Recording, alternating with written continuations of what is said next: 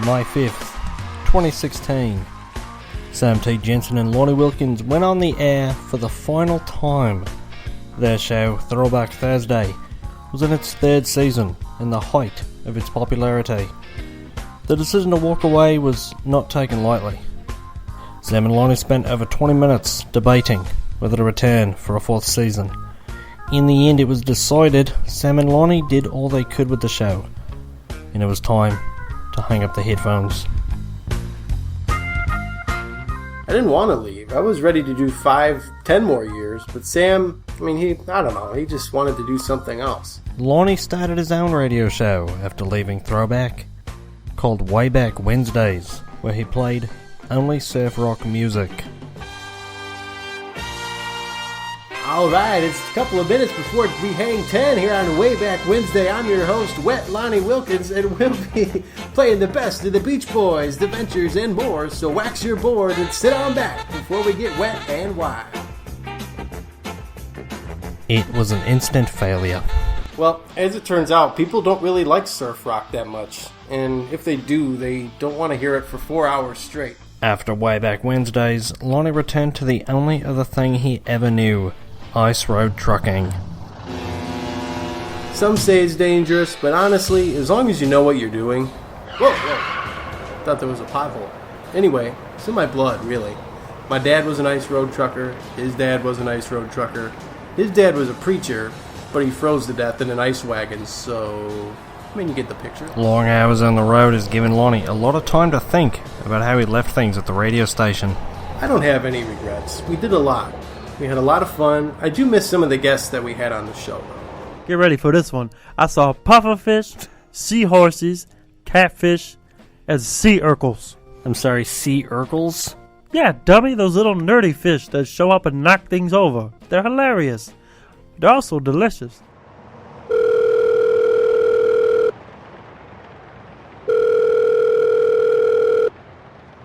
Hey, Chuck. Yeah, who's this? Lonnie. Look, I have the money. It's just wrapped up in some shady business deals. No, Chuck, it's not about the money. I'm just calling to see how you're doing. Oh, I'm good, man.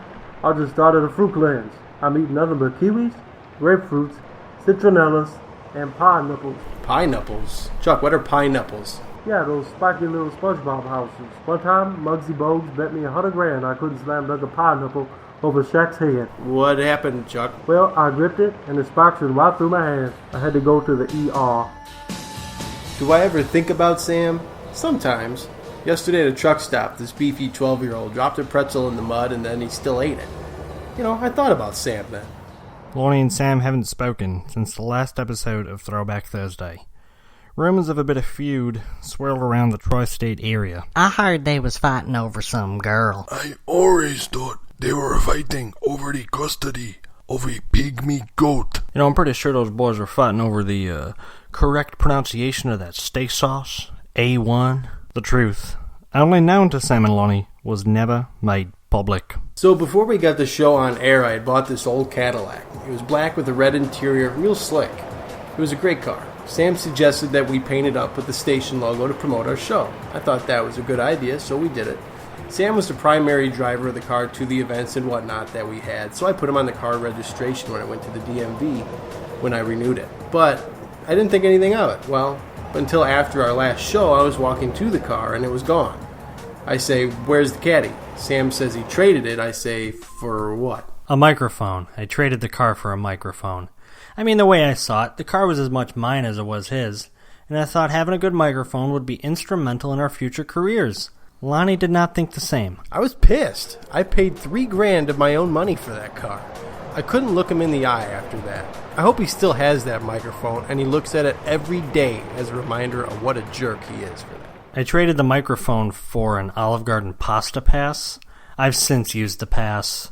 I really don't have any regrets about that at all. I'm happy with that. Sam is about as far away from Lonnie and anybody else as he can be, tending the fields of a 200-acre farm in rural Iowa. I never thought the farm life was for me, but I got a couple cows here, and it's been a real whirlwind. I had chickens, but I think the cows ate the chickens, or they flew away. Can chickens fly? Admittedly, Sam hasn't had much farm experience, but He's hoping his hard work and dedication to the craft will pay off. Yeah, so I'm thinking about selling the farm. I built this barn myself, but, looking at it, it's not home. It just doesn't feel like home. Sturdy as a son of a gun, though.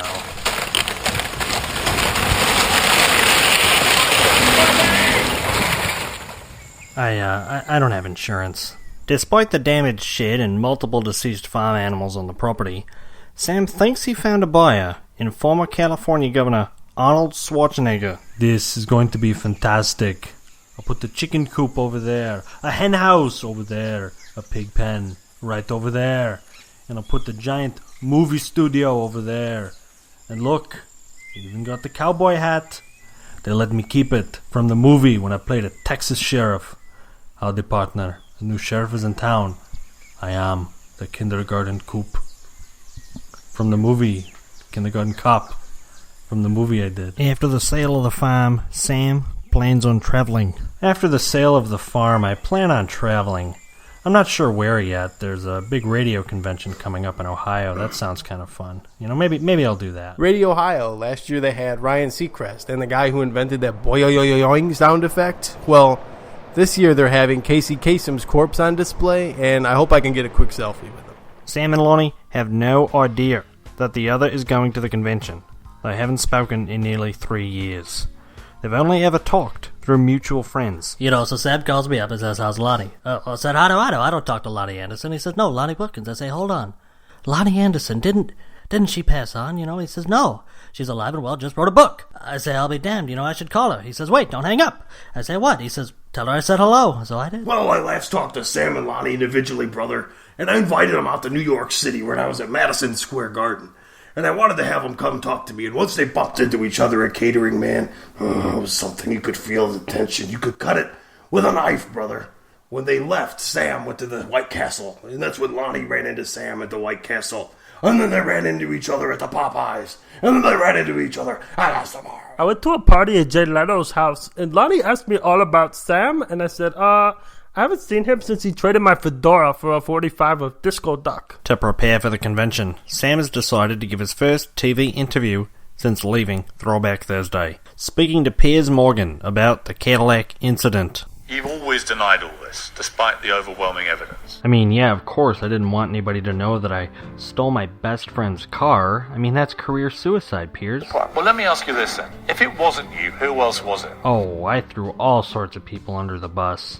Kermit the Frog, Henry Winkler, the shark from Jaws. I think for a while I was telling people the car was possessed with the ghost of Jerry Van Dyke. You go from being this charming, well-spoken, polite man to somebody very different very quickly. What the f*** do you mean by that? Sorry, look, during that time, I really was a completely different person. I was stealing all sorts of stuff. Cars, toaster ovens, Kindles. I was even going by Lorenzo for a while. That's how different I was. Do you think I'm an idiot, Lorenzo? Do I look an idiot to you? A little bit, yeah. And as for Lonnie, he's been preparing for the convention in his own way. Breaker 19, this is the Cookie Monster from Joliet on the airwaves, playing the best of the Beach Boys and Jan and Dean, taking requests all night long. Cookie Monster, can you play The Ventures? Bluebird, for the last time, I only play Beach Boys or Jan and Dean. What about Solo Brian Wilson? No. Come on, man.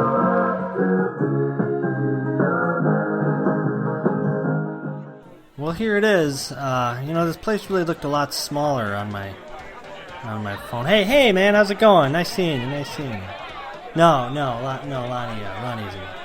I keep hearing rumors that Sam is here, and I don't want to see him, especially like this. It's supposed to be a fun event, and I just don't want to make things weird. Thanks everyone for coming out to the 15th Annual Ohio Radio Broadcasters Convention.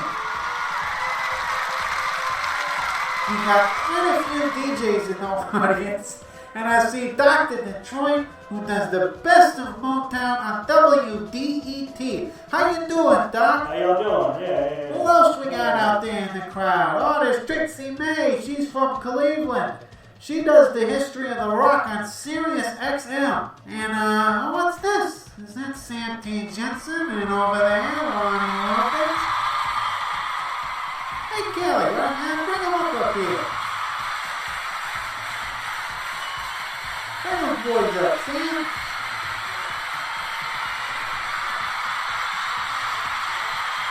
Thanks so much for coming out here. Thanks for having us here, Adam. Guys, what do you think? For old time's sake, do a little super fan. It's been a long time. Ah, come on, Sammy, baby. Don't you guys want to hear it? Come on. Come on, guys. We really can't. I'd like to, but I know it's just been... Hello, my friends, and welcome to yet another edition of Superfans. I'm Tom DeBuskid-Narski, joined by my friend and my good friend, Mr. Pat Delaney. Good to be here, Tom. How do you think the Cavaliers will do this year? Without King James, I don't think they're in any shape to win the championship more than 6-7 times. You played for the Cavaliers in the 80s there, didn't you, Bus? No, I sold Cavaliers in the 80s. Oh, is that what it was? I thought you played with Larry Nance. Another issue of fake news, my friend. I sold the Cavalier to Larry Nance. Not the Larry Nance. He just had the same name. Big Hawaiian guy, kind of looked like The Rock with a mullet. Also, We needed that. I really didn't like the way we left things, and it was good to know that after all this time we can forget about that stupid argument about the car and just, have fun and make each other laugh. Sam and Lonnie stood on stage for over 6 hours. At first the audience cheered, but after a confusing 45-minute Sanford and Son parody, the crowd soon turned. I just thought it'd be funny if Fred Sanford tried to sell Kermit the Frog to somebody. Alright, so this is what I got right here. There's a vintage Kermit the Frog puppeteer doll. So this is straight from the Henson collection. So what you do, I'm not a puppet. And you just take your hand and you just see this little opening on the bottom of the frog. You just take your At the end of the night, it was only Sam and Lonnie on an empty stage. It was exhilarating, really. I mean, it's a shame you guys ran out of film because around hour 5, I did this thing where Dennis Rodman was proposing to Kim Jong-un. It was hilarious. It was great. It was great. I just feel full from the experience. I had this emptiness out on the farm. Now I feel full and achieved, and I guess we needed a better ending to Throwback Thursday, and, this is it. That's what we did. I don't have any hard feelings about it. It was in the past. I look back at the show and have nothing but good memories. Sam is still a good friend, and I hope we can do it every year. So anyway, Dennis Rodman crosses the border into North Korea. Kim Jong-un is standing there like, what's this guy doing? It's a lot funnier with the voice. Hang on. We caught up with Sam and Lonnie 6 months later. Sam has returned to the farm life. He's raising 4 chickens, a goat, a zebra, which he calls a striped horse because he doesn't know what a zebra is, and Lonnie, he's retired from truck driving. Sold his semi-truck to a Dan Aykroyd impersonator in Toronto. Yeah, so, this guy comes up and he says, hey, I don't have a CDL or whatever, so, I buy this truck. I'm sitting there on my Harley, like, what do I need a truck for? He says, I'll give it to you cheap, you look like a nice guy. I say, okay. And now I have a truck, so not a bad deal. Lonnie's been living in Ontario for the past 4 months, working on a memoir. It's called My Journey to Self-Respect, Learning to Love Wilkins. It has a lot about my childhood, growing up in Florida when I learned the piano at a young age. And I went blind at age 7, and just kind of struggling with playing segregated jazz in clubs in the South. I think about Lonnie every day. I think about him a lot. I hope he's doing well. Actually, it's 2019. Everybody has Instagram and Facebook, so I see what he's doing. Hey, look, my pineapples is growing. And we actually talk a lot. He's also my neighbor. Hey, Lonnie. Hey, Sam, how's it going? Good, man. We're seeing a Jerry Reed cover band tonight at the Copa. Will Throwback Thursday ever come back? If you asked me that 2 years ago, I'd say no way. If you asked me that a year ago, I'd say no way. If you asked me that 6 months ago, I'd say no way. If you ask me that, I think it's a possibility. I think it's a real possibility. We both have a lot more to give. We're spending all this extra time together, being creative, just being buds, and just doing what best friends do. And I really think it can. I really think that Throwback Thursday could come back. Throwback Thursday would never come back. Shortly after the filming of this documentary, Sam and Lonnie got into a heated argument over the custody of a pygmy goat on Sam's farm. But the legacy of Throwback will live on in reruns and poorly adapted junior college theatre productions. He's been down, loaded up and trucking. We're gonna do what they say can be done. You got it long way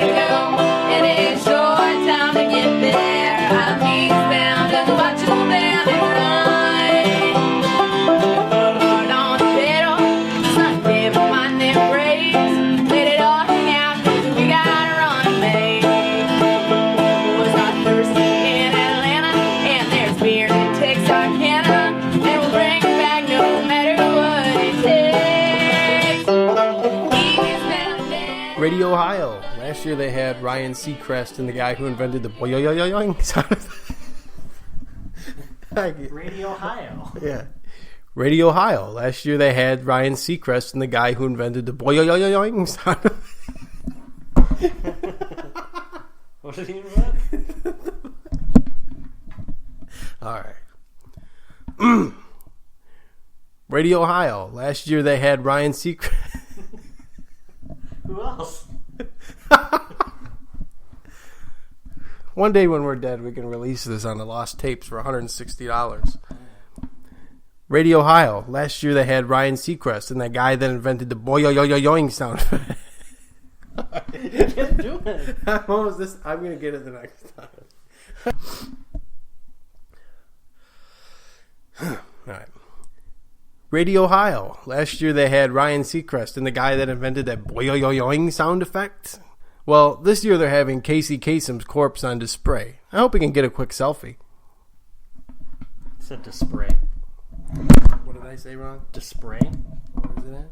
I said display. Yeah. Oh, let me retry it. That's alright, go ahead. Radio Ohio. Last year they had Ryan Seacrest and that guy. Yeah, I'm sorry. He started laughing and I immediately lost it. Alright. This is it or I'm deleting it. Radio Ohio. Last year they had Ryan Seacrest and the guy who invented the boing sound effect.